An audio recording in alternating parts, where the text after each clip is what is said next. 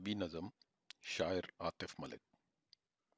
तू माए बलदी धुप्पे ठंडी छाए, रब दा जग विच रंग जन्नत दा निशाए।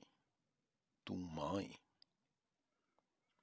तू भैणे जग सारे दा गहणे, तू दुआवां मंगदे हत्थ, तू रावां तकदे नैणे। तू भैणे तू घर आली ऐ, नस्लां दी तू वाली ऐ। घर दे दीवे दिएं लौ, दुख खुशी दी हानी ऐ। पिंडे उत्ते कपड़े चद्दर, खेत खलियान हरियाली ऐ। तू घर आली ऐ। तू धी ऐ साडे जी दा जी ऐ, वेड़े विछी चानन, तू मट्टी दी खशबो, रब दी रहमत ही ऐ।